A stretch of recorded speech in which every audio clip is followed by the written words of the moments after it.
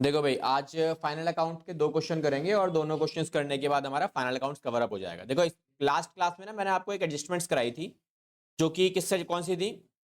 एक थी loss by fire वाली थी, है ना? और एक हमारे पास कौन सी थी? मैनेजर कमीशन वाली। ठीक है, इन्हीं दोनों क्वेश्चंस को अगर एडजस्टमेंट में दिया जाएगा क्वेश्चन के अंदर, तो कैसे आप डील करोगे, वही इस वाले क्वेश्चन में हम लोग कवर अप करने वाले हैं। देखो क्या है क्वेश्चंस के अंदर, तो हमारा एज ऑलवेज जो हमारा पैटर्न रहता है क्वेश्चन को सॉल्व करने का, वो क्या रहने वाला है एक बार उसको समझते हैं। तो सबसे पहला काम हम क्या करते हैं, सबसे पहला एडजस्टमेंट्स को पढ़ेंगे और एक एक करके टिक लगाना स्टार्ट करेंगे जिस जिस पे एडजस्टमेंट्स है। पहला पॉइंट क्या है? Closing stock. तो क्लोजिंग स्टॉक का कनेक्शन किसी के साथ नहीं होता, डायरेक्टली रिकॉर्ड होगा अलग से। नेक्स्ट उसके बाद क्या है? Rent unpaid to the extent of 850 and 1500 रुपए जो है वो आउटस्टैंडिंग है for general expenses. That means दो चीज पे एडजस्टमेंट है, एक तो रेंट पे हो गई और एक जनरल एक्सपेंसेस पे, और ये दोनों ही क्या है? एक आउटस्टैंडिंग है एक अनपेड है, मतलब दोनों ही आउटस्टैंडिंग हो गए, तो दोनों को रिकॉर्ड करेंगे। नेक्स्ट क्या है? क्वेश्चन ने बोला 4000 रुपए का जो अमाउंट है वो आपको राइट ऑफ करना है, किस नाम से? बैड डेब्ट्स के नाम से। तो बैड डेब्ट्स किस पे लगता है? डेटर्स पे। तो डेटर्स ये रहे, और क्वेश्चन में अगर कहीं पे बैड डेब्ट्स भी गिवन है तो वो भी टिक लगा लेते हैं, वो भी नहीं है। ठीक है, आगे फिर क्वेश्चन ने क्या बोला? बैड डेब्ट्स के बाद 5% का प्रोविजन भी लगाना है आपको इसके ऊपर, डाउटफुल डेट्स का। तो भैया यहाँ पे इसके ऊपर एक और टिक लग जाएगा, मतलब डेटर्स पे दो एडजस्टमेंट है, बिकॉज बैड डेब्ट्स और प्रोविजन दोनों डेटर्स पे लगते हैं, तो लगा लेंगे सीधा। अगला पॉइंट, डेप्रिसिएशन लगाना है किसके ऊपर? मशीनरी, प्लांटर मशीनरी पे और प्रीमाइसेस पे। तो प्लांटर मशीनरी पे भी टिक लगेगा और प्रीमाइसेस हमारे पास ये रहे। देन उसके बाद मैनेजर कमीशन। अब मैनेजर कमीशन का ना सेपरेटली रिकॉर्डिंग होती है जब आप नेट प्रॉफिट निकाल लेते हो तब, अभी किसी काम का नहीं है मेरे लिए। ठीक है, अभी के लिए कोई काम नहीं है इसके लिए। नेक्स्ट आता है मेरे पास क्या? A fire broke out on 1 अप्रैल 2024, जहां पे नुकसान कितने का हुआ है? 20,000। तो क्या इसका हम कुछ करेंगे? क्या होगा इसका रिकॉर्डिंग? नुकसान होता तो नुकसान कहाँ रिकॉर्ड होगा 20,000 का? दो जगह जाएगा, एक तो जाएगा पीएन परचेज में से माइनस करोगे आप, है ना, और एक आएगा आपके पीएनएल अकाउंट में डेबिट साइड पे। क्यों आएगा? बिकॉज आपका 20,000 का माल जला और कोई इंश्योरेंस नहीं है, इंश्योरेंस नहीं है तो सारा ही लॉस हो गया, तो कहां जाएगा? पीएनएल अकाउंट में। बट मैं कह रहा हूं ये नॉर्मल ट्रीटमेंट है, लेकिन इस वाले क्वेश्चन में ये एडजस्टमेंट रिकॉर्ड नहीं करनी मुझे। अब पॉइंट आता है क्यों नहीं करनी। ठीक है, देखो हम जो अकाउंटिंग कर रहे हैं वो कब तक की कर रहे हैं?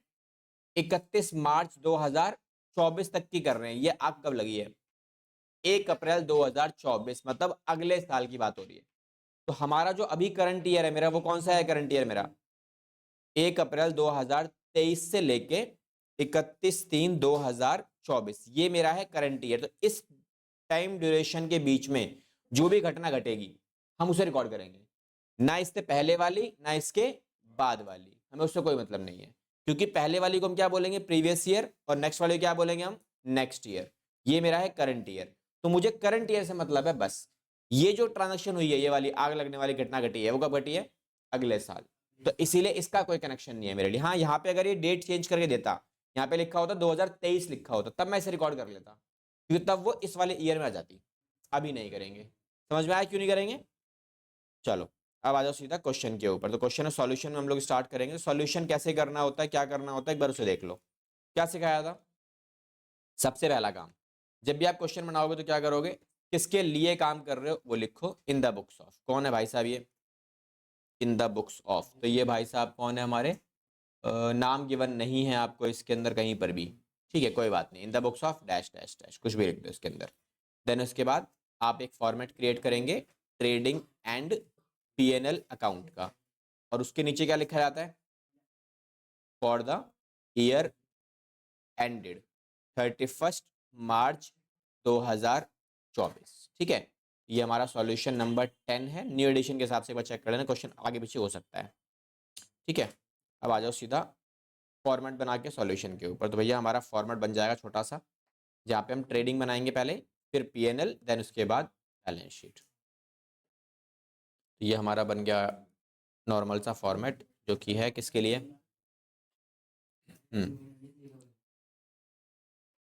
तो ये पीएनएल और बैलेंस शीट। ठीक है, तो ये हमारा बैलेंस शीट हो गया। बैलेंस शीट, अब बैलेंस शीट के नीचे क्या लिखते हैं हम लोग? As on 31 March 2024। डिटेल्स अंदर वाले सब अलग होंगी, इसमें लिखोगे आप एसेट्स और ये डेबिट साइड है मेरी, है ना, और ये मेरी लाइबिलिटी साइड है जो कि होती है क्रेडिट। ठीक है, सिमिलरली यहाँ पर ये credit and this is particular, उसके बाद ये भी पर्टिकुलर और ये डेबिट साइड।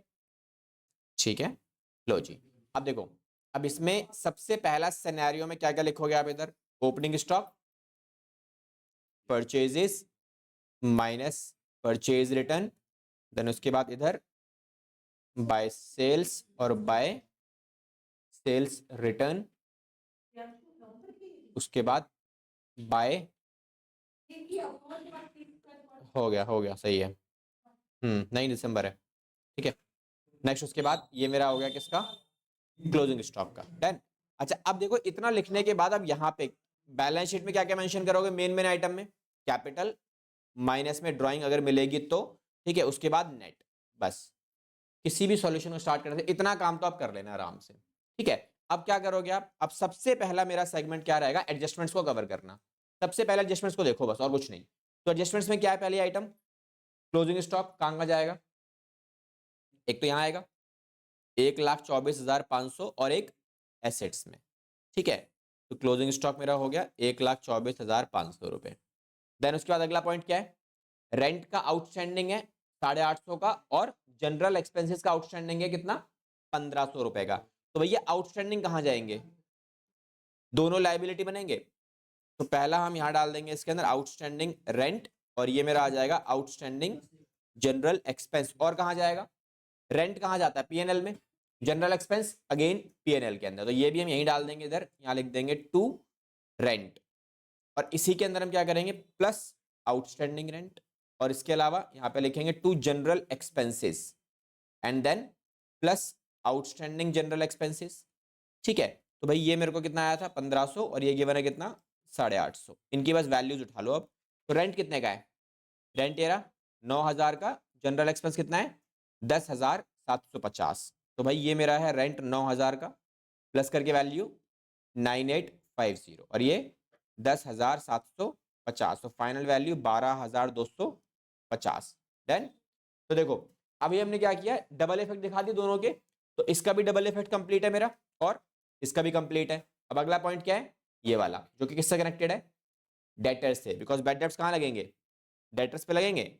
यहाँ लिखोगे आप क्या, डेटर्स, डेटर्स की वैल्यू कितनी है, ये दे रखा है 3,20,000 का, तो पहले लिखेंगे अंदर वाले कॉलम में 3,20,000, इसमें माइनस करेंगे बैड डेट्स।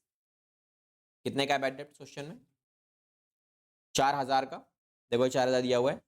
देन उसके बाद जो बचेगा उस पर कितना प्रोविजन लगाना है, 5% का। यहाँ पे जो बचा हुआ डेटर उसके क्या बोलोगे आप, ये 3,16,000 रुपए। देन इस पे लगेगा मेरा क्या, 5% का प्रोविजन, तो इसका 5% कितना होने वाला है 5080। ठीक है, तो ये वैल्यू आएगी मेरी, अब इसको माइनस करके वैल्यू निकाल लो, तो कितना अमाउंट आने वाला है एक बार चेकआउट कर लेते हैं, 3,16,000 इंटू में 0.5। ठीक है, 3,16,000 इंटू में 0.05, 5%, 15,800 आएगी वैल्यू इसकी, चेक कर लो एक बार, क्रॉस चेक एक बार। ठीक है, देखो ये कितना आ रहा है, 15,800 रुपये का अमाउंट है, इसे माइनस कर लेते हैं 3,16,000 में से, तो फाइनल वैल्यू 3,02,000 रुपये। डन। अच्छा, अब ये जो दो आइटम मैंने माइनस किए, इनका इनका ट्रीटमेंट क्या होगा, इसका और इसका, इसका ट्रीटमेंट कहाँ डालोगे, पीएनएल अकाउंट में दोनों को। ठीक है, तो ये हम कहाँ डालने वाले हैं, एक यहाँ जाएगा बैड डेब्ट्स। अब देखो पुराना कोई बैड डेब्ट्स तो है नहीं मेरे पास, तो अगर पुराना कोई बैड डेब्ट नहीं है तो ये जो एक्चुअल अमाउंट है यही हमारा वैल्यू रिकॉर्ड होगा, अदरवाइज आप पुराने वाले में से प्लस कर लेना। तो ये कितना आने वाला है, ये भी न्यू वाला प्रोविजन है, तो ये भी आ जाएगा 15,800 रुपए का। लो जी, डबल इम्पैक्ट, डबल इफेक्ट आ गया। डबल इफेक्ट के बाद अगला पॉइंट, अगला पॉइंट क्या था मेरा इसके अंदर, डेप्रिसिएशन लगाना है, किस पे लगाना है, प्लांट एंड मशीनरी और प्रीमाइसेस पे। तो भैया लिख लो सारी वैल्यूज, तो यहाँ लिखेंगे plant and machinery minus depreciation, और इधर भी प्रीमाइसेस माइनस डेप्रिसिएशन। ठीक है, दोनों की वैल्यू कितना कितना परसेंटेज है बता दूंगा अभी। देखो इसमें प्लांट एंड मशीनरी कितना दिया हुआ है 17,500, 1,75,000, डेप कितना लगेगा 10%, यहाँ लिखेंगे 1,75,000 और माइनस 10% के हिसाब से डेप्रिसिएशन लगा देंगे हम लोग, ये आएगी वैल्यू। तो ये फाइनल अमाउंट कितना आता है? 1,52,500 आएगा। नाउ प्रीमाइसेस कितना है मेरे पास? तो प्रीमाइसेस क्वेश्चन ने दिया हुआ है ये रहा 3,45,000। कितना आएगा डेप? 2% का, तो 3,45,000 पे 2% लगा लो। 3,45,000 2% आएगा 6,900 रुपये। ठीक है, माइनस करके फाइनल वैल्यू बाहर, तो 7,000 माइनस कर दो इसमें से सीधा सीधा 3,28,100 38,000 3,38,000 रुपीज़ 100 3,38,100 रुपीज़ डन। अच्छा, इसका एक इम्पैक्ट और कहाँ जाएगा? पीएनएल में एक्सपेंस भी बनेगा ना ये। क्या क्या लिखोगे आप? To depreciation on plant and machinery which is 17,500 rupees. Then उसके बाद इधर एक और डेप आएगा, यहाँ लिखेंगे डेप्रीशिएशन ऑन प्रीमाइसेस। ठीक है, चलो इसकी वैल्यू कितनी है? 6,900। अच्छा, उसके बाद अगला पॉइंट क्या था? Manager commission. अच्छा, तो मैनेजर को कमीशन किस पे देना है आपको? प्रॉफिट पे देना है ना, और प्रॉफिट तो निकालेंगे, अभी निकाला थोड़ी है, इसीलिए इसको अभी हमें पेंडिंग छोड़ना पड़ेगा, इसे हम अभी कर नहीं सकते। देन चलो जी, एडजस्टमेंट सारी कवर होगी। अच्छा, इसको तो मुझे करना ही नहीं है, ये तो बता ही दिया मैंने आपको। अब मेरा अगला काम क्या है? अब मेरा अगला काम वही जो हमने पिछले चैप्टर में किया था। क्या किया था भाई? एक एक करके सारी आइटम को ट्रांसफर करते रहो। तो यहां से क्या क्या चीजें हो चुकी हैं उनको छोड़ देना बस। जैसे डेटर हो चुका है, ये क्या है? ओपनिंग स्टॉक विच इज 220, तो 220 का ओपनिंग स्टॉक में डाल दो। देन उसके बाद अगला पॉइंट क्या है? कैश इन हैंड और कैश एट बैंक, तो दोनों के दोनों बैलेंस शीट में। तो कैश इन हैंड है मेरा ये अमाउंट, और आपका कैश एट बैंक हमारे पास कितने रुपए का है? 15,450। ठीक है, अगला पॉइंट ये हो चुका मेरा प्लांट और मशीनरी कंप्लीट है। क्रेडिटर्स कितने का है? 1,81,500। तो क्रेडिटर्स मेरा नॉर्मल लायबिलिटी का रिकॉर्ड हो जाएगा 1,81,500। उसके बाद जनरल एक्सपेंस हो चुका है, सेल्स 13,45,000, तो ये आ जाएगा इधर 13,45,000 रुपये। देन उसके बाद ये हो गया सैलरी। सैलरी कहाँ जाएगा? पीएनएल में, तो 22,250 यहाँ लिख देंगे सैलरी। सैलरीज 22,250। देन उसके बाद अगला कैरेज के आगे क्या लिखा है? आउटवर्ड कहाँ जाएगा? आउटवर्ड पीएनएल में जाता है। ठीक है, तो आउटवर्ड कितना है मेरा? 4,000 रुपए का, तो यहाँ लिख देंगे कैरेज आउटवर्ड। कैरेज आउटवर्ड 4,000 रुपए। देन उसके बाद रेंट हो चुका है। परचेजेस कितना है? 11,88,700, तो ये आएगा 11,88,700। ठीक है, उसके बाद डिस्काउंट। अब डिस्काउंट देखो कहाँ गिवन है, डिस्काउंट आपको मिलता भी और देना भी पड़ता है। तो डिस्काउंट अगर ये डेबिट साइड पे गिवन है, इसका मतलब क्या है? आपने दिया है डिस्काउंट, तो कुछ नहीं, डेबिट साइड पे गिवन है तो डेबिट में डाल दो, क्रेडिट में गिवन है तो क्रेडिट साइड पे डाल दो। तो अभी के लिए हमारा डिस्काउंट हमने दिया है, तो हम इसे यहाँ रिकॉर्ड कर देंगे डिस्काउंट। डिस्काउंट कितना है? 11,000 रुपए का डिस्काउंट है मेरा। ठीक है, अगला पॉइंट प्रीमाइसेस हो चुका है। Next capital. कैपिटल तो लायबिलिटी है, तो ये हमारा 795 यहाँ रिकॉर्ड कर देंगे। ठीक है, चलो अब देखो सारी आइटम हमने कर लिया है, एडजस्टमेंट्स का डबल इंपैक्ट दिखा दिया है। ड्राइंग्स क्वेश्चन में गिवन नहीं है, डैश लगा दो। परचेज रिटर्न गिवन नहीं है, डैश लगा दो। फाइनल वैल्यू बाहर डाल दो 88,700। यहाँ पे सेल रिटर्न गिवन नहीं है, टोटल करके बाहर डाल दो, सेम वैल्यू आ जाएगी। डन। अब इसमें क्या करना है? एक लाइन का कम से कम ऊपर की तरफ से गैप होना चाहिए बस। कितनी वैल्यू आ रही है? तो ये 1,24,500 और ये वाली वैल्यू इतनी आ रही है। ठीक है, बस इसे बैलेंस करके आंसर निकाल लेते हैं कितना कितना अमाउंट आएगा। तो भाई ये कितना आ रहा है मेरे पास? 13,45,000। 13,45,000 प्लस 124,500 माइनस, तो ये आ रहा है मेरे पास 14,69,500। यही बड़ा आएगा 14,69,500। ठीक है, माइनस करेंगे इसमें से 2,20,000 रुपये और माइनस 11,88,700 रुपीज़, तो ये आ रहा है मेरा 60,900 रुपये 800 60,800। ठीक है, तो इसे क्या बोलेंगे? GP, gross profit. तो भाई ग्रॉस प्रॉफिट यहाँ जाएगा सीधा सीधा बाय ग्रॉस प्रॉफिट। तो ये अमाउंट कितना आने वाला है? 60,800। अब देखो 60,000, अब इस बार ग्रॉस प्रॉफिट आएगा लॉस आएगा? सारी वैल्यू रिकॉर्ड करनी है, अब यहाँ पर ना एक छोटा सा पॉइंट बचा है तुम्हारा, कौन सा वाला, मैनेजर कमीशन का। तो मैनेजर कमीशन में क्या रिकॉर्ड करने वाले हो आप, क्योंकि मैनेजर कमीशन तो देना पड़ेगा ना तुम्हें। अब मैनेजर कमीशन अगर आप दोगे तो किस वैल्यू पे दोगे मैनेजर कमीशन। देखो अब यहाँ पे ना आपका पॉइंट आता है वर्किंग नोट्स का, थोड़ा सा पॉइंट चलेगा जिसमें हम वर्किंग नोट्स रिकॉर्ड करेंगे। अभी के लिए मैनेजर कमीशन कितना आएगा, ये कितना आ रहा है 60,800, एक बार इन्हें प्लस करो भाई, इसको इंटरेस्ट नहीं है उठो और बाहर जाओ, ठीक है। तुम्हारा एग्जाम में सबसे हैवी मार्क्स का क्वेश्चन होगा ये, और सीरियसनेस नहीं है तो फिर कृपया करके उठ जाओ और निकल जाओ, ठीक है।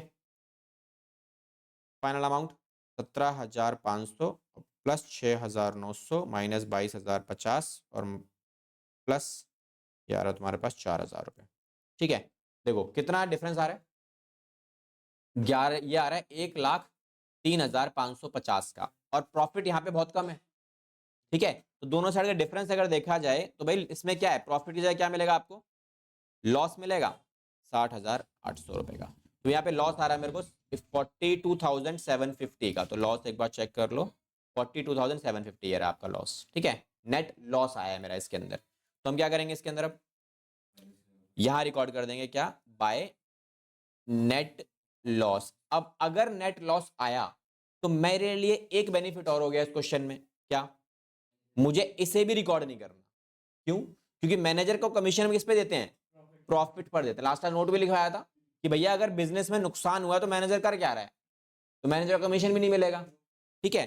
तो कमीशन केवल तभी मिलेगा जब भैया मैनेजर कुछ कमा के देगा, और मैनेजर की वजह से नुकसान हो रहा है तो उसको पैसे नहीं मिलेंगे, ठीक है, कमीशन वाले। बाकी सैलरी तो मिलेगी मिलेगी, सैलरी मत खा जाना उसकी, ठीक है जी। तो ये आ जाएगा तुम्हारे पास अमाउंट कितना, 42,750 रुपीज, ठीक है। फाइनल अमाउंट कितना है तुम्हारे पास, 103,550, 103,550, ठीक है। अब यहाँ लिखेंगे क्या, माइनस करेंगे इसमें भी, क्या लिखोगे आप इधर, नेट लॉस 42,750, नेगेटिव है तो ब्रैकेट में डाल देना वैल्यू बस, ठीक है। इसमें से माइनस कर लो 795,000, तो भाई ये मेरे पास वैल्यू आ रही है 752,250। Now at last just you need to make a total, both side same आनी चाहिए, ठीक है। तो सेम कैसे आएंगे तुम्हारे पास, 1500 माइनस 850 माइनस 818500, तो ये आ रहा है 936,100, मैच कर रहा है, ये लो जी, ये रहा टोटल आपका 936,100 रुपीज़, ठीक है। 936,100, ये भी सेम आएगा आपका 936,100, क्रॉस चेक कर लेते हैं एक बार कि सेम बैठेगा या नहीं बैठेगा, ठीक है। चलो जी, तो भाई ये कितना आ रहा है, 124,500 plus 300,200 plus 152,500 plus 338,100 plus 350 plus 15,450, ठीक है। कहाँ है, नहीं कुछ है, 5,000 रुपये रह गए क्या कुछ किसी के, 5,000 रुपये क्रॉस चेक कर लेते हैं, कोई बात नहीं, ठीक है। ये मेंशन कर लो ना, बाकी एक बार क्रॉस चेक कर लेंगे। चलो वैसे लिख लो, ये हमारा कंप्लीट सॉल्यूशन है इसका, और ये हमारा क्वेश्चन वाइंड अप।